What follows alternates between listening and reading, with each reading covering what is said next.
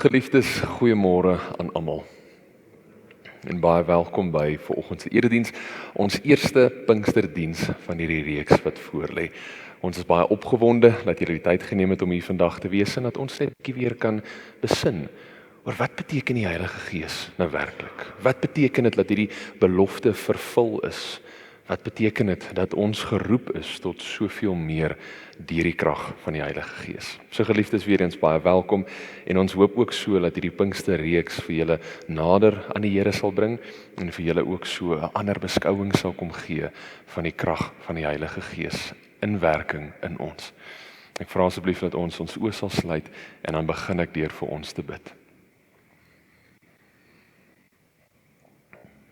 Here, dankie dat ons vandag hier teenwoordig kan wees in die kerk, in die huis, maar dat ons ook vandag bietjie kan besin oor die betekenis van u Gees wat agtergelaat is, uitgestort is op elkeen van ons.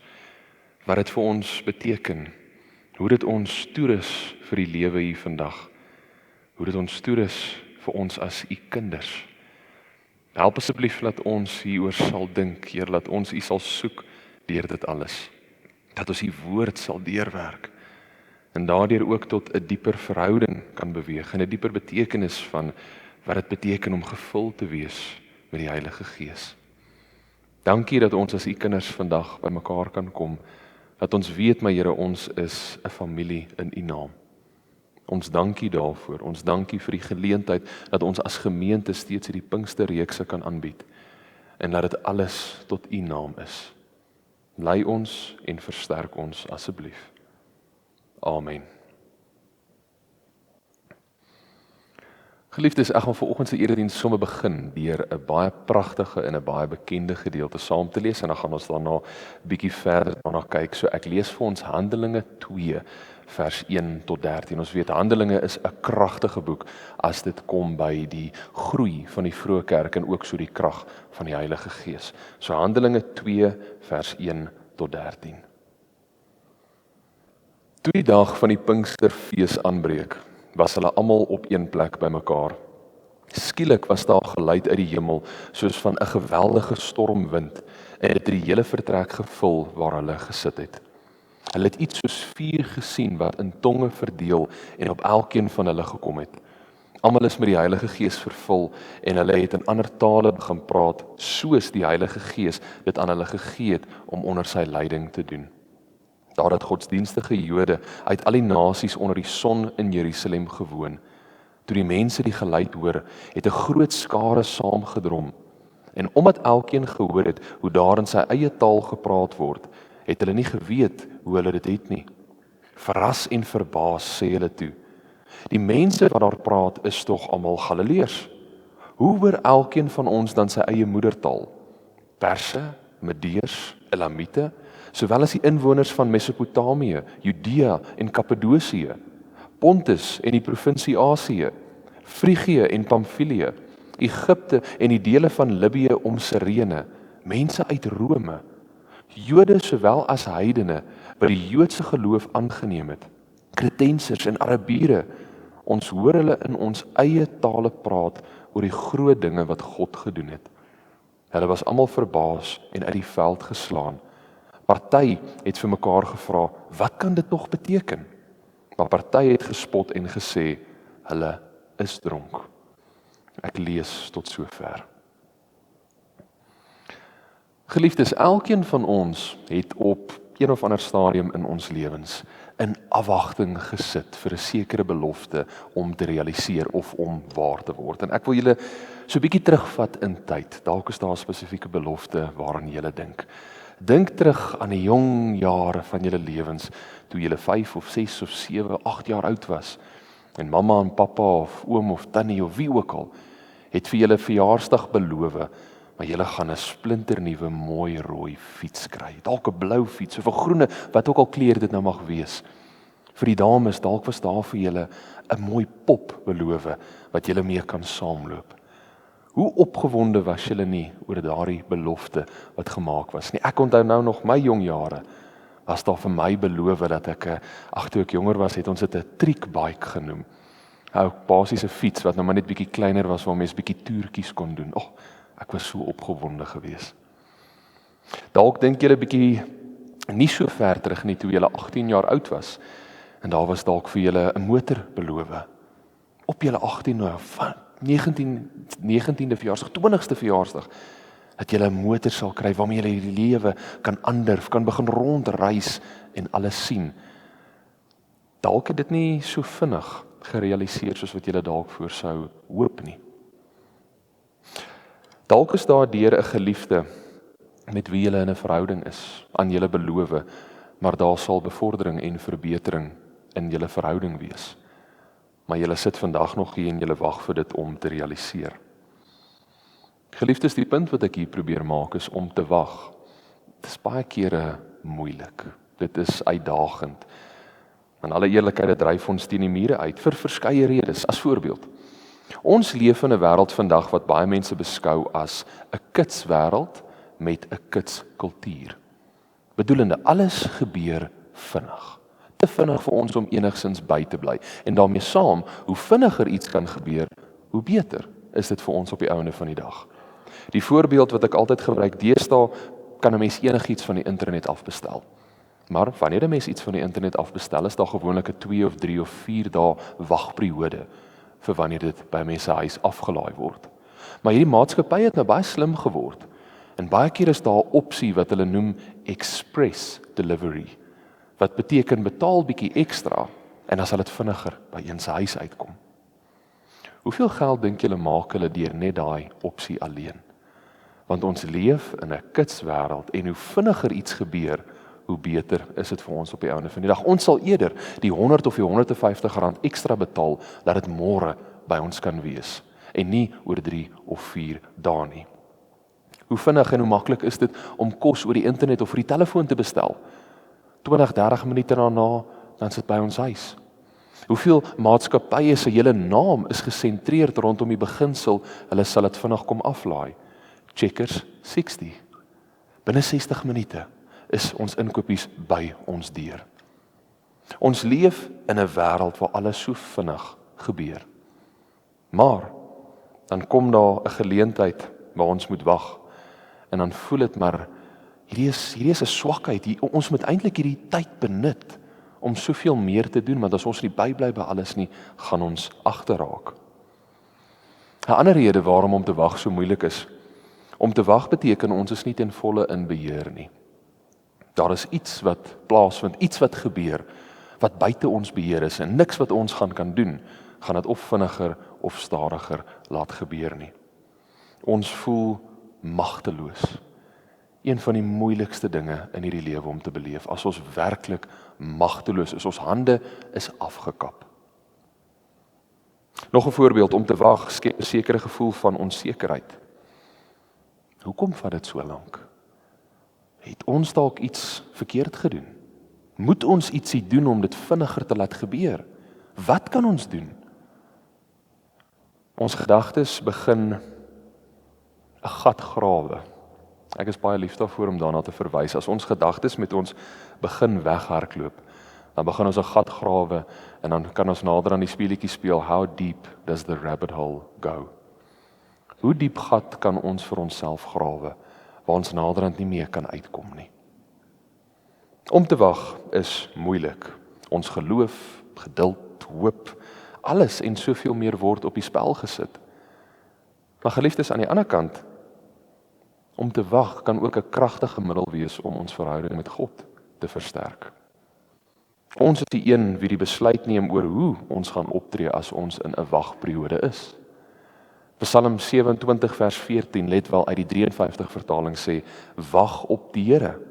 Wees sterk en laat jou hart sterk wees. Ja, wag op die Here. Deur te wag kan ons stelselmatig nader en nader aan die Here begin groei. Kan ons oë oopgaan vir die wonder van om te wag. Geliefdes, nog 'n vraag. Ek het begin deur 'n paar voorbeelde te deel van waar jy dalk gewag het vir 'n sekere ietsie. Verjaarsdag geskenk, eerste motor, wat ook al dit mag wees. Ek wil vir julle nog 'n vraag vra. Hoe wonderlik was dit toe daardie belofte waar geword het? Hoe opgewonde was julle dalk die dag van julle verjaarsdag? Julle word wakker en daar is die splinternuwe rooi fiets of die mooi pop. Julle skeer dit oop en julle is gevul met hierdie vreugde, julle kan dit nie binne julself hou nie. Hoe opgewonde was julle toe julle julle eerste vervoermiddel gekry het wat aan julle beloof was? Hoe gelukkig was julle toe 'n geliefde wie beloof het hulle sal aan julle verhouding werk en julle begin dit raak sien, dat hulle werklik die moeite doen.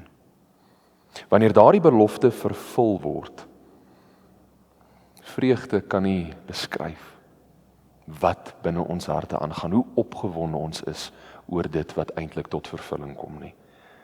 En geliefdes, vandag gaan ons bietjie stil staan by een van die belangrikste beloftes wat Jesus aan sy disippels gemaak het. Dat hy beloof het dat hy die Heilige Gees aan hulle sal stuur. En dit is baie belangrik vir ons om te weet, hierdie belofte wat Jesus gemaak het, was nie 'n vaag simboliese belofte nie, maar 'n konkrete, tasbare belofte. En op Pinksterdag, soos wat opgeneem is in die woord van God in Handelinge 2, sien ons hoe hierdie belofte vervul is. Ek het nie nodig om uit te brei nie, God is getrou aan sy beloftes. En ons gaan vandag hier 'n bietjie stil staan. Die eerste punt van vandag se erediens. Die disippels wag, soos wat Jesus vir hulle gesê het. Ek lees vir julle vinnig Lukas 24 vers 49. Dit sê: En ek sal my gawe wat die Vader my beloof het, hierdie gawe is nou verwysend na die Heilige Gees, vir julle stuur. Maar julle moet in die stad bly totdat julle met krag van bo toegerus word. So om terug te gaan na die gebeure. Jesus het 'n pad gestap saam met sy disippels. Sy aardse bediening was 3 jaar, 3,5 jaar lank. En hy het sy disippels geleer van die wonders van God. Wondertekens het hulle gesien hoe dit gedoen was. Jesus se disippels het hom as rabbi, as leermeester aanskou. En kort voordat hy opgevaar het hemel toe, het hy vir hulle gesê, maar gaan uit. Gaan maak die mense my disippels, doop hulle in die naam van die Vader, die Seun en die Heilige Gees en leer hulle om alles te onderhou wat ek julle beveel het. Daar was 'n pertinente opdrag aan sy disippels oorgedra. Gaan uit, gaan maak 'n verskil. Maar net voor Jesus opgevaar het hemel toe, sê hy vir hulle, maar wag. Moenie direk hier uithardloop en dink julle gaan die wêreld sommer net so verander nie. Wag. Wag totdat julle met krag toegerus is van bo af. En dit is toe presies wat gebeur het. Die disippels het terug Jerusalem toe beweeg. Onthou waar Jesus opgevaar het hemel toe was by die Olyfberg buite Jerusalem. So die disippels keer terug, hulle kom almal bymekaar en in gebed is hulle verenig en hulle het gewag. Handelinge 1 vers 14 sê, hulle almal het eensgesind volhard in die gebed saam met 'n aantal vroue, onder wie ook Maria die moeder van Jesus, sy broers was ook daar. So hier kry ons hierdie toneel, waar die disippels en 'n paar aantal vroue wie saam met hulle was, nie net gewag het nie, hulle het verwag, hulle het in afwagting gesit. En geliefdes, daar is vir my baie groot verskil tussen hierdie twee. As ons gaan kyk, ek wag, beteken ek sit passief en ek wag vir 'n sekere aantal hoeveelheid tyd om verby te gaan, 'n sekere hoeveelheid dae wat verbygaan. Ek sit en ek wag, ek kruis my arms en daar's niks wat ek daaromtrent kan doen nie. Die beginsel hier, die klem is passief. Ons kan nie veel daaromtrent doen nie. Maar as ons in afwagting is, as ons iets verwag, word die element van die passiewe ons daaruit verwyder. Nou begin ons anders hierna kyk en ons begin die vraag vra, maar wat kan ons doen om hierdie 'n realiteit te maak? Ons sit in afwagting, ons is seker oor dit wat gaan kom, oor dit wat gaan gebeur. Om dit oor te dra volgens die konteks van vandag, as Jesus bloot vir sy disippels gesê het, maar gaan wag, moet niks doen nie, gaan wag net. En dit was al wat hy gesê het. Sou die disippels 10-1 by die kamer bymekaar gekom het, hulle sou vir mekaar afgevra het, maar wat nou? Ons weet nie waarvoor om te wag nie, ons weet nie wat om te doen nie, so nou sit ons maar hier. Ons wag tot iets nou maar eendag gebeur. Maar dis nie wat Jesus gedoen het nie. Jesus het pertinent vir hulle gesê, wag, tot julle krag van bo afkry. So hulle het iets verwag. Hulle het in afwagting gesit en dit is hoekom hulle so volhard het in gebed. Want hulle tot die beste van hulle vermoë gedoen wat hulle kon om hulself voor te berei. En daar's 'n ander manier hoe ek dit graag wil oordra, Dominee Braam het al baie keer hierdie woorde gebruik. Bid asof alles van die Here afhang. Doen asof alles van ons afhang. Pragtige beskouing van hoe ons op die Here kan wag. En geliefdes, dit is deur hierdie waar daar 'n belangrike gedeelte kom deurskyn van ons verhouding met God. Hoe wag ons op die Here? Sit ons passief? Kruis ons arms en ons sê vir die Here, maar Here, ek het nou al baie met U gepraat oor die probleme in my lewe. U moet nou maar deurbraak maak. Ek gaan nie sit. Ek gaan nie wag totdat U vir my die antwoorde gee op al die vrae in die lewe. Dan wag ons passief. Die ander moontlikheid is, terwyl ons op die Here wag, bly ons afwagtend. Ons is afwagtend, ons verwag. As ons hierdie mentaliteit inneem, dan begin ons vir onsself sê, maar wat kan ek doen om by te dra? Wat kan ek doen om myself voor te berei vir dit wat die Here met my wil doen? Nie meer sit ons passief en wag nie, maar ons reik uit na die Here toe, ons reageer op dit wat die Here vir ons kom doen het. En geliefdes, dit is presies wat die disippels gedoen het. Hulle het in Jerusalem gaan wag vir die Heilige Gees. Hulle het gebid in voorbereiding vir die krag wat hulle ontvang het. En daardeur het hulle wonders verrig. So geliefdes, my vraag vir oggend dan, hoe wag ons op die Here? Hoe benut ons die wagtye in ons lewens? En ek verwoord dit spesifiek, hoe benut ons die wagtye in ons lewens? Want baie keer is ons beskouing, hoe oorleef ek die wagtye in my lewe? Ek moet net nie die wagperiode oorleef, dan sal dit weer goed gaan. Hoekom beskou ons 'n wagtyd as iets waarvan af ons moet vlug? 'n Wagtyd is iets wat ons kan benut, wat ons God se aangesig kan soek in alles wat ons doen, waar ons in gebed kan volhard en tot hom kan nader. Die tweede punt van vandag se erediens, die Gees kom openbaar dit self deur krag. Wind, vuur en tale. Met die Pinksterfees, as ons na Handelinge 2 vers 2 kyk, staan daar Pinksterfees. Nou let wel, dit was nie die Pinksterfees wat toe herdenk was nie. Inteendeel, dit was eerder die fees van die weke, wat herdenk het hoe hulle uit Egipte bevry is. Maar met die begin van hierdie fees het dit op 'n dramatiese manier begin. 'n Geluid soos 'n geweldige stormwind was deur die mense gehoor en die mense het begin saamdrom. 4 tonge verskyn toe op die disippels en het tot ruste op hulle gekom. Hulle begin ewe skielik in ander tale praat. Almal wie rondom hulle was, hoor hierdie boodskap van God, van Jesus Christus in hul eie moedertaal. Onthou, met hierdie groot fees, die fees van die weke, is daar beweer dat daar meer as 1 miljoen mense in Jerusalem was. As ons gaan kyk op 'n kaart, hier sit Jerusalem, was daar soveel grensende lande, waar Jode van ver af gekom het, pelgrimstogte, om by Jerusalem te kon uitkom vir hierdie spesifieke fees. Hulle elkeen het hul eie taal gehad, hulle eie agtergrond, hul geskiedenis. En hier hoor elkeen van hulle in hulle moedertaal die boodskap van God en Jesus Christus.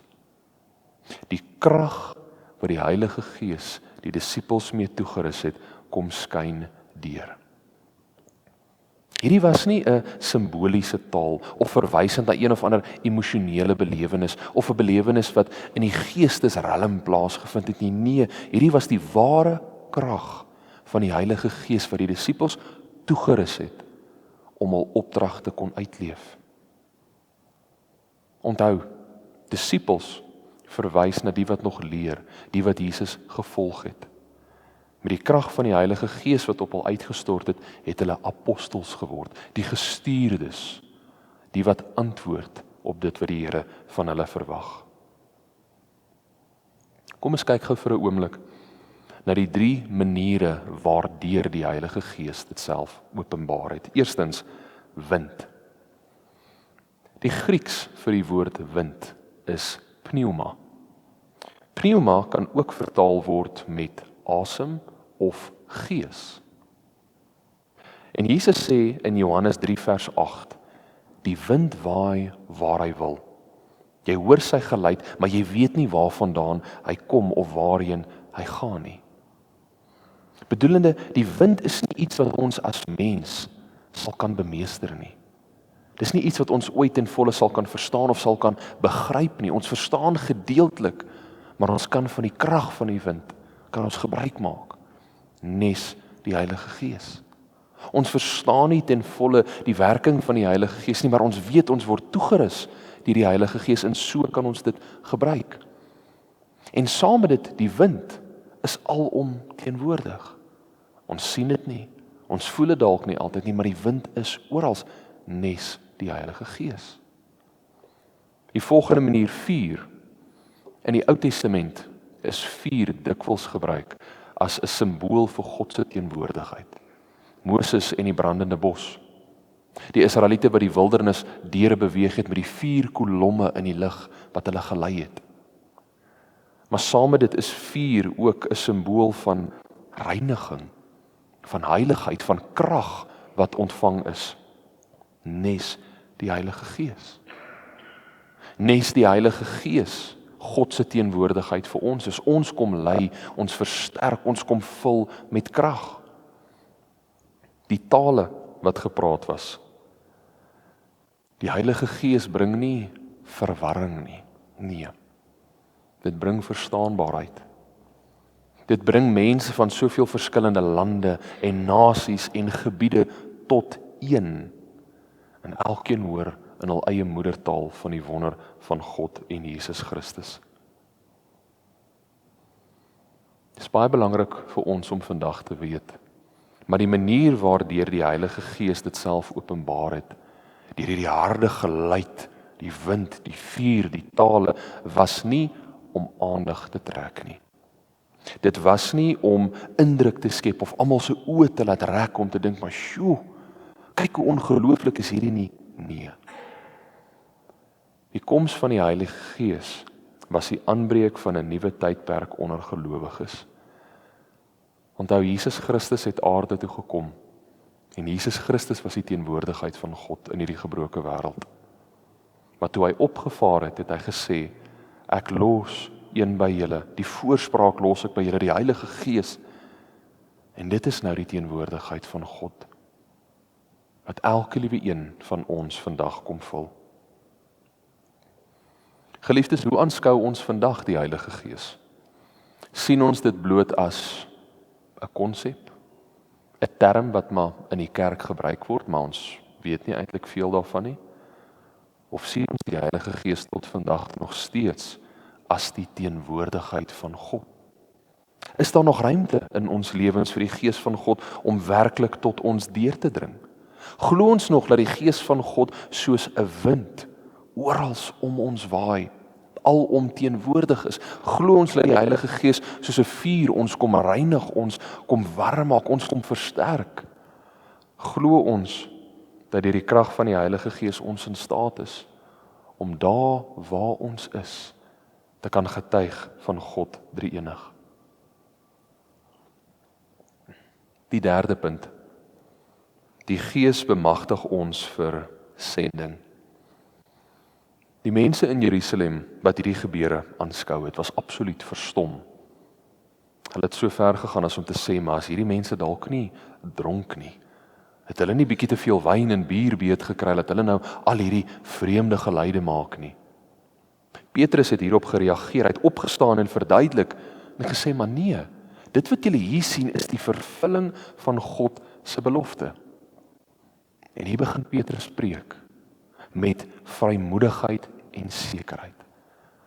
Geliefdes, ek moedig elke liewe een van julle aan, deur die loop van die dag, gaan lees gerus Handelinge 2 vers 14 tot 36. Dit is Petrus se eerste preek.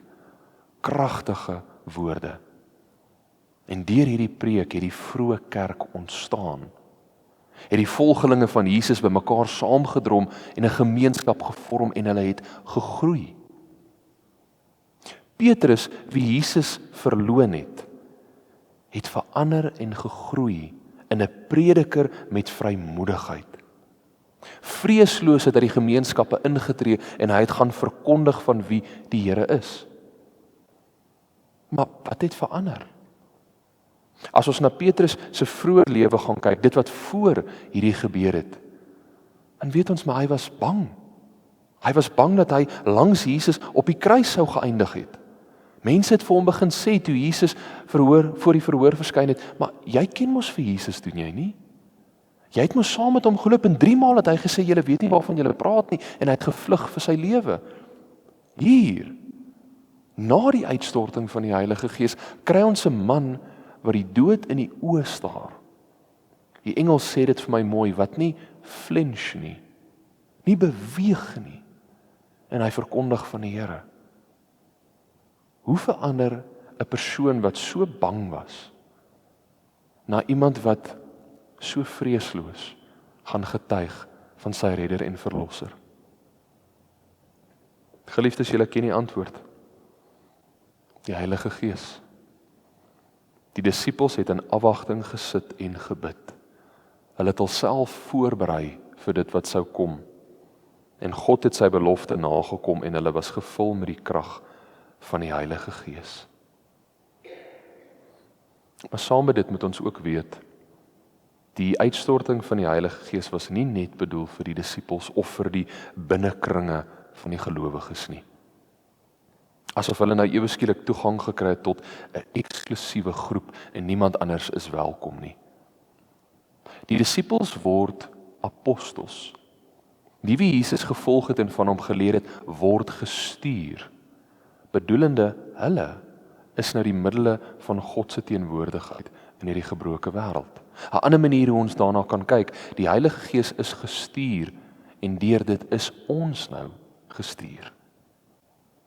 Nie ons het die Heilige Gees ontvang en ons sit passief nie, maar ons reageer daarop en ons beweeg uit. Handelinge 1 vers 8 sê, maar julle sal krag ontvang wanneer die Heilige Gees oor julle kom, en julle sal my getuies wees in Jerusalem, sowel as in die hele Judea en in Samaria en tot in die uithoeke van die wêreld. Hulle het ontvang wat hulle nodig gehad het. Geliefdes, ons vandag, 2000 jaar later, is ook geroep om te getuig. En nee, nie almal is geroep om agter die kansel te staan, of hulle besittings en alles te verkoop en op sending te gaan nie. Nee. Maar dit is ook nie die enigste manier waardeur ons kan getuig en verkondig nie. Die Heilige Gees kom roep ons om te leef as 'n kind van die Here daar waar ons werk. Daar waar ons tussen ons vriende is, tussen ons familie is, baie belangrik daar as ons by die huis is. Daar is waar ons eerste moet getuig van wie ons redder en verlosser is in ons eie huishoudings. En dit so buitentoe vat. Die 4de en die laaste punt. Wat beteken dit vandag dat die Here se Gees uitgestort is oor almal? Ek lees vir julle Handelinge 2 vers 17 tot 18. So sal dit in die laaste dae wees, sê God. Ek sal my Gees uitstort op alle mense. Julle seuns en julle dogters sal as profete optree. Julle jong mense sal gesigte sien. Julle ou mense sal drome droom. Ja, op my dienaars en my dienaresse sal ek in daardie dae my Gees uitstort en hulle sal as profete optree. Die vroeë volgelinge van Jesus, die wie uit die Jodendom tot bekering gekom het. Onthou, die vroeë kerk het hoofsaaklik bestaan uit Jode, die wie die Joodse geloof aangeneem het, Judaïsme. Maar hulle het die lig gesien, die waarheid, en hulle het saam met Jesus Christus 'n pad begin loop. Maar baie van hulle was onder die indruk, maar hierdie Heilige Gees wat hulle nou ontvang het, wat hulle kom versterk, is net vir hulle bedoel. Dis nie vir die ander mense nie, dis net vir die belangrikste van die belangrikste. Nie almal het toegang gehad tot hierdie nuwe beweging in Christus nie. En inteendeel lees ons tot dat Petrus onder die indruk was, maar hierdie godsdiens was net vir die Jode. Ons kry die pragtige verhaal waar hy Kornelius gaan besoek het. 'n Romeinse offisier, en dit is daar waar sy oë oopgegaan het en hy vir die Here gesê het, Here, U het my oë oopgemaak. Ek het verkeerdelik opgetree. Die godsdiens is nie net vir die Jode bedoel nie, dit is vir almal. Die Heilige Gees is nie net vir konings en vir priesters nie, nie net vir mans en die Jode nie. Handelinge 2 vers 17 is baie duidelik hieroor.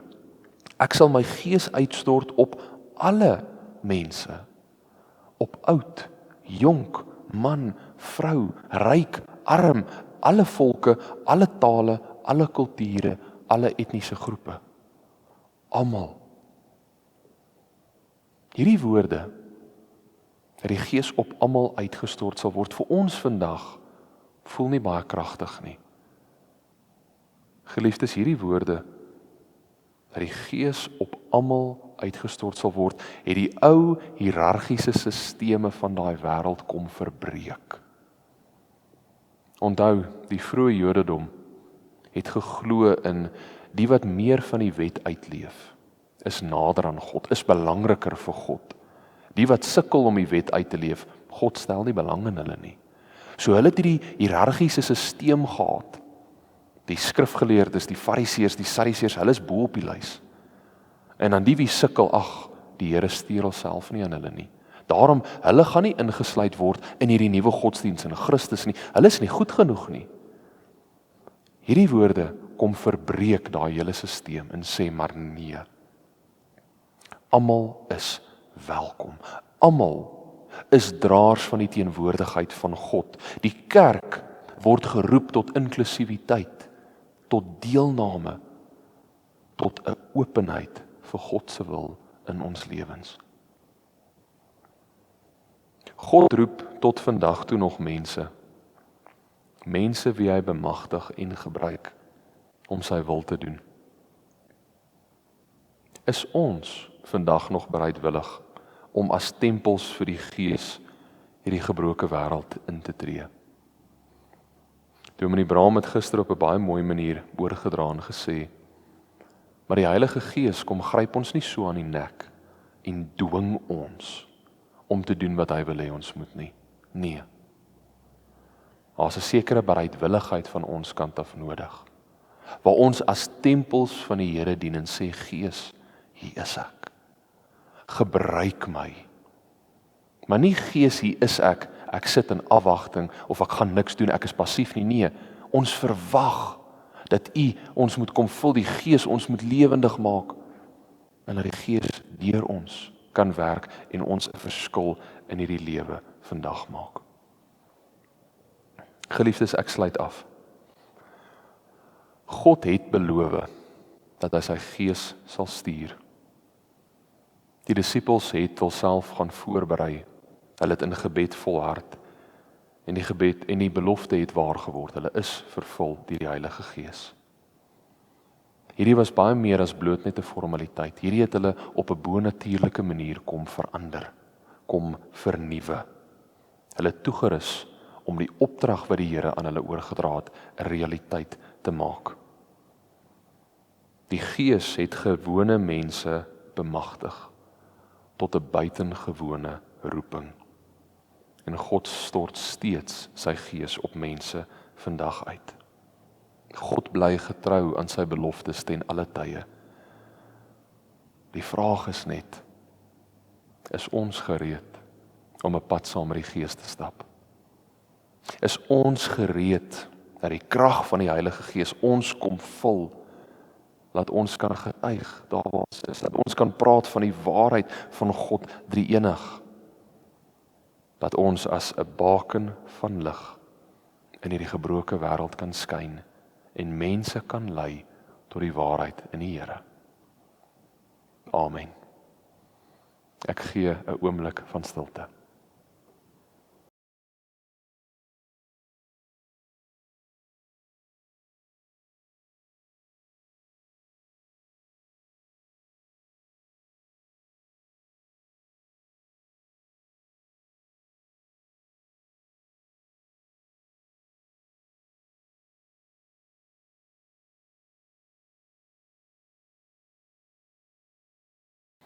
Here, dankie dat ons vandag vir 'n oomblik kan stil staan by die woord en net kan getuig van nog belofte wat U gemaak het wat waar geword het. En dat daardie belofte ons vandag ook insluit. Dat ons nie alleen in hierdie wêreld is nie, maar gevul is deur U teenwoordigheid, deur U Gees. U Gees wat ons kom lei en versterk soos wind en vuur. Ons kom bemagtig dat ons kan getuig van die genade en die liefde, die glorie en die oorwinning oor die dood.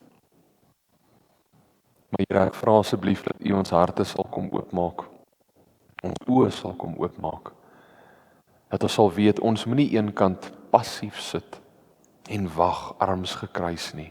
Nee.